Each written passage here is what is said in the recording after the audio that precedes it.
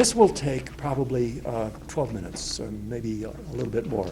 And I mean to vocalize these because they're old-fashioned kind of rhyme and meter formalist poems, and they all the more need to be said, not just read. And but follow along; it'll give you a different kind of experience to see it as well. This one goes back a ways. January 1st, 2001. 2001, the true millennium has finally come, and I am 61. May this time be the turning point that some foresaw when inhumanity is done, and we become at last as wise as we have claimed to be, Homo, the sapient. Now done with devastation and now free of viciousness, no more malevolent. This is the century in which I'll die, yet hope to live more fully than before.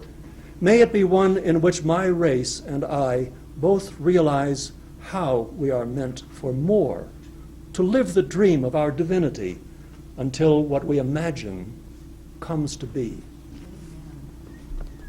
Ooh, thank you. No, please. I have to get through these things. Intuitives. You'll see, you can even see visually some different shapes here, but most of them turn out to be sonnets, usually in the Shakespearean kind of form. Intuitives. These come in couplets. Of all the ways to know something, the subtlest is intuiting. Most say that knowing comes through eyes and ears and touch, not otherwise. Then they use reason, logic, but intuitives know in their gut. Their evidence is not overt, and they may stay keenly alert to sense what is not sensible and see the half that isn't full. For this, not everyone is fit, just those who are most into it. I do like puns. If, got to give a nod to who? Rudyard Kipling. He did it better, but this is my shot. If you can learn beyond what others teach you and think outside the box of their cliches, if you resist those preachers who beseech you to close your mind and blindly holler praise, if you can see how advertisers tempt you to glut your life with luxury and junk and know that being honest won't exempt you from being bamboozled by alluring bunk, if you can stand aloof from mob reactions and stand alone on righteous principle, if you can reconcile combating factions and broker peace in broken lives woeful, then you'll have proved your liberal education and proudly trod the road to true salvation. Refining time. Though carpe diem's well to say, exhorting us to play all day, gathering rosebuds in our prime, to glut the maw of ravenous time, time will still fleet and youth defeat, and there's no countering this crime unless to seize another way, the hand of time, and make him stay his depredations with the chime of harmony, the spell of rhyme, and beat by beat of dancing feet convert the fleet to the sublime. See what rhyme does? It clinches things. Goodness, truth, and beauty. You know that old triad. That goodness, truth, and beauty should prevail, as problematic as they seem today, is, I still believe, they are the holy grail of education and our spirit's way. For goodness is the aim of every choice, not only for ourselves, but everyone. And truth gives forceful credence to the voice, although the search for it is never done. While beauty quickens awe and reverence before the cosmos' wondrous mystery, yet for these three to have significance, they must be felt and known internally. Cool intellect alone cannot reveal what hearts know well to help our spirits heal. And then this one doesn't rhyme, but it's got a shape to it. Zazen koan.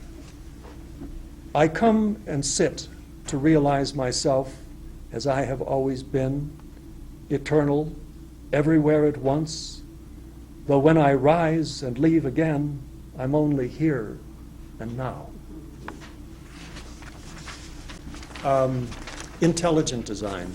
You've heard about that. What do you think? Well, here's what I think. The universe evolves according to the laws of physics, not by some intent, but randomly. No need to wonder who or to assume it all is heaven sent. So say Darwinians, making their case against the dread intelligent design that claims to find a plan, a telltale trace of authorship proving we all are thine. That thou hast made us out of lowly dust and made the laws for miracles like that gives us more reason to suppose and trust there's hidden purpose. No, the world's not flat.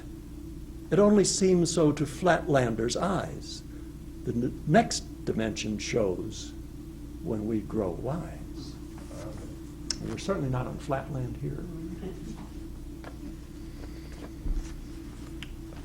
I've forgotten what Harry Moody wrote a book about, but it's essentially here. It's about stages of faith, I think. But anyways, I took the notion from him and made it into breakthrough. Suppose you have a soul, though you don't know. Let's say this soul of yours is buried deep within you, like a rock beneath the snow, a diamond in a mine, yourself asleep.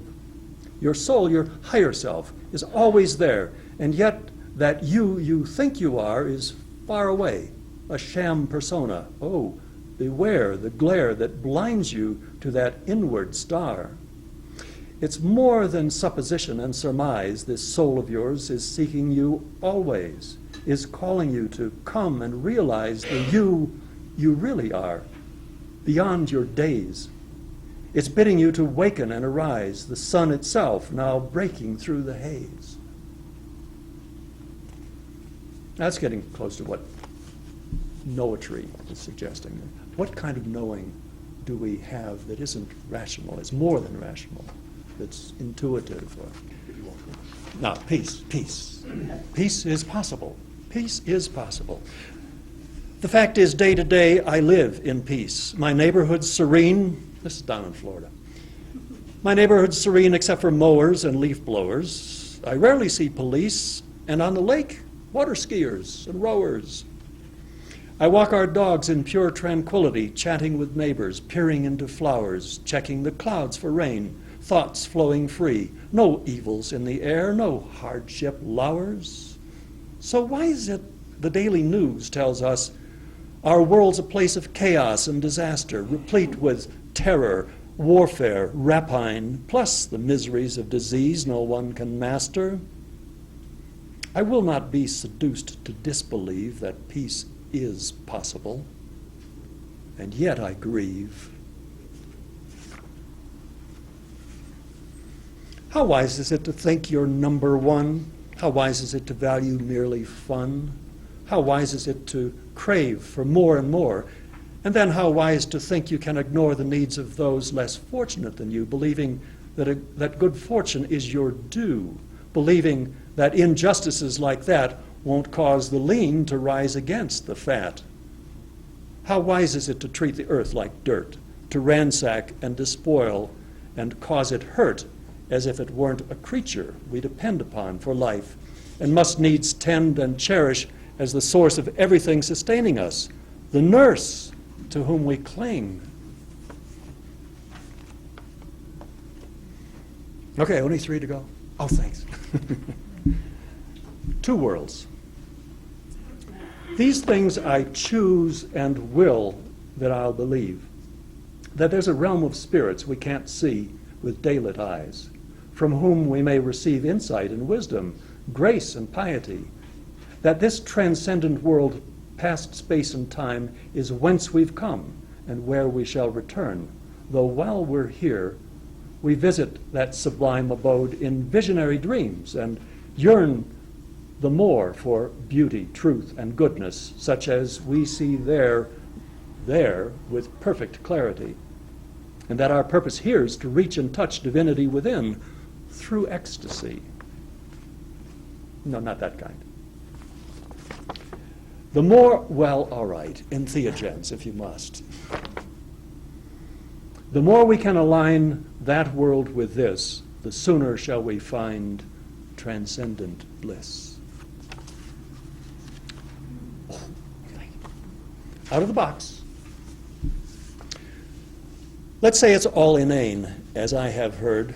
You see, I have some shifting moods and attitudes going on here. Let's say it's all inane, as I have heard. Our lives are meaningless and all for naught, mere accidents and happenstance, absurd, insane, not sensible, as sages taught.